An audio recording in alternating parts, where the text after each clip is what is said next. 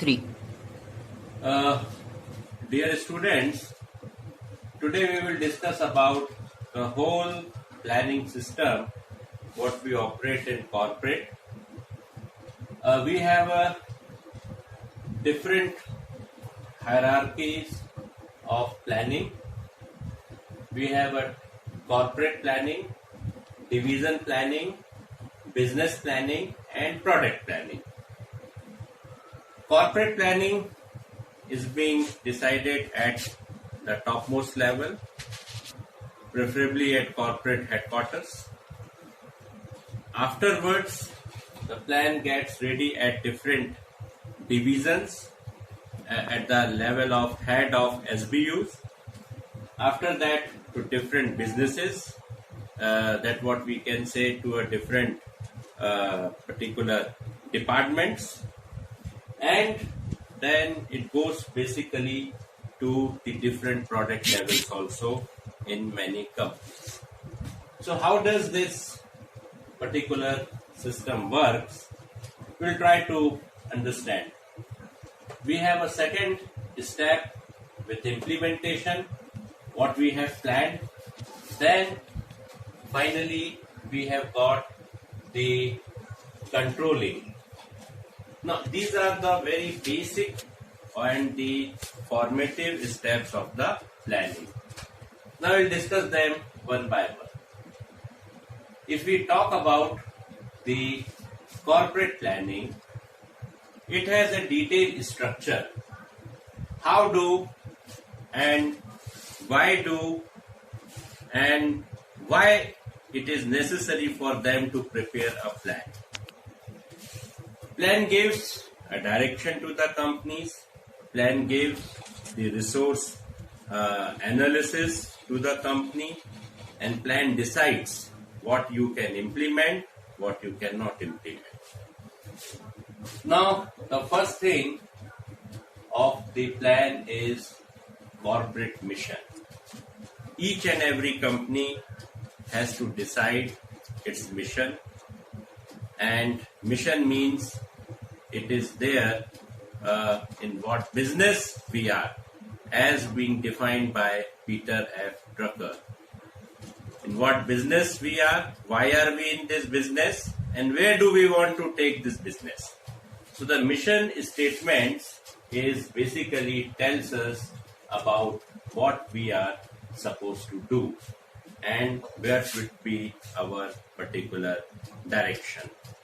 It gives us a chance to understand and analyzing the whole business to a level where we can decide its direction and we can talk about its future minds, and we can talk about its future limitations and growth path also.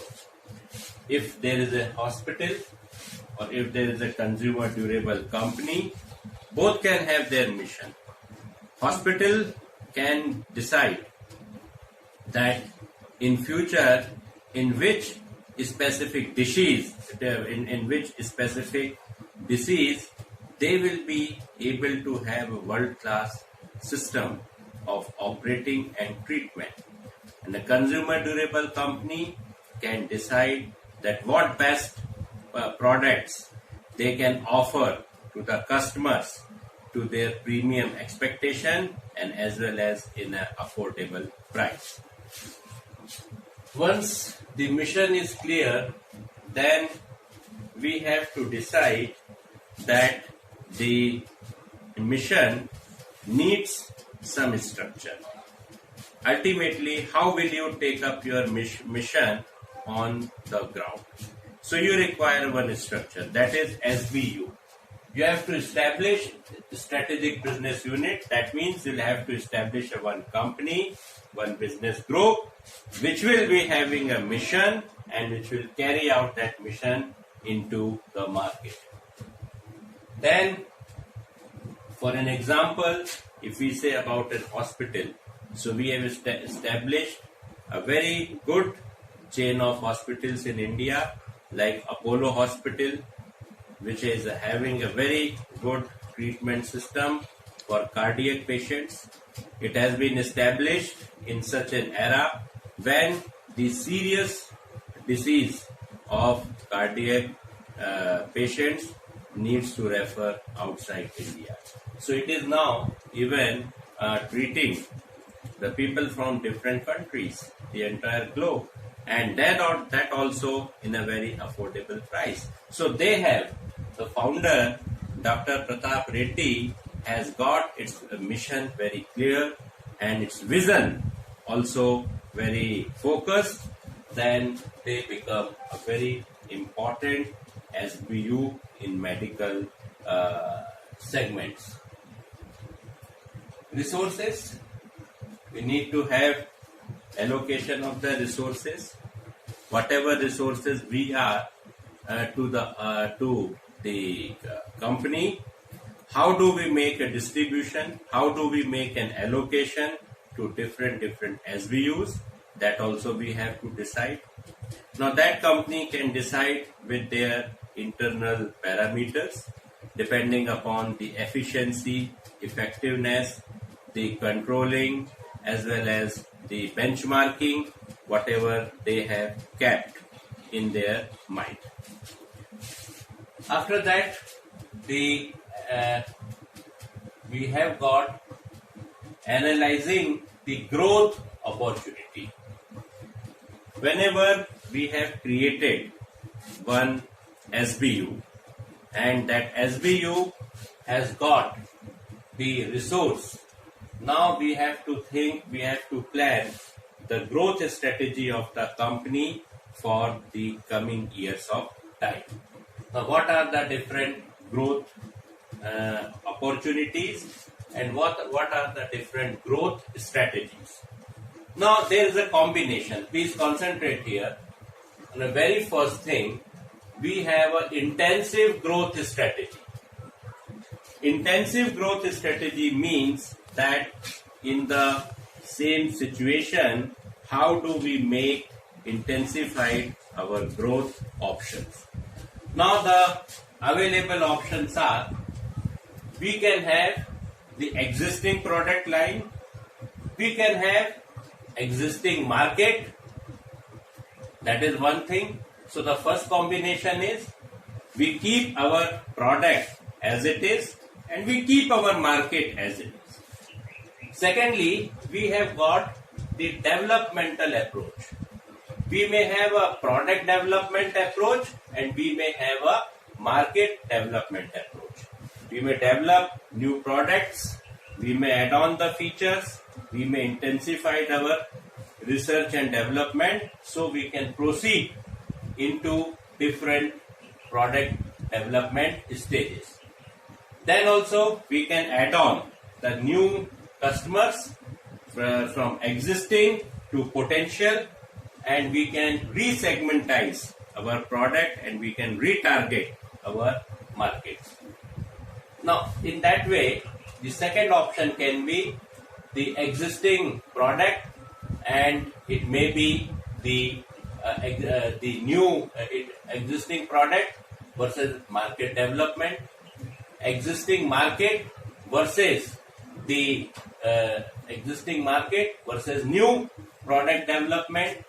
Then we can have new product development and the new market development. There can be different combinations. Let's see. Existing market versus existing product, existing market versus new product, then new product versus existing market, then existing, then new product versus new market. That is what the matrix we can really prepare. Now, the second option of growth is the integrative growth opportunity or integrative growth approach. Now, integration can be of two types. One is backward integration and another is forward integration. Backward integration means wherever our product is getting from the source, let's say from the mines, or wherever the product is being existing. For an example, a petroleum. A petroleum is there at different refineries or the oil wells. So from the source, after some refinement, after some value addition, it comes to the manufacturing place. And when it comes to the manufacturing place, it becomes the final product. So from the source place to the production place, we call it as backward integration. From source place up to production place, we call it backward integration. After the product is ready, we take it to the market and we take it to the retailer's place, and finally it reaches to the customer's place. When petrol or the any oil is being supplied to various depots, and from depots to petrol pumps, that is the retail. So we finally call it as a forward integration. So this is what the second type of growth strategy. Third is diversification. Well, before going into diversification, we will talk about one more concept, core competency. Core competency means in a one industry, one company is known to have a very unique and very hard skills and very efficient expertise in manufacturing of some product or in managing any particular services. For an example, we can say the Bajaj scooters having a core competency in manufacturing of scooters. We have a different car companies, let's say Maruti. It has got initially the core competency in manufacturing of small cars. Now, this is something this concept is being given by C.K. Prahlad. Core competency is being known to different companies who are pioneer in their product lines, in their product area.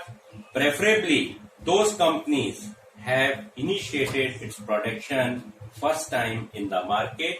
That's why the technology of the product rounds around those companies itself. Most of our consumer durables rounds to one name, Hindustan Unilever.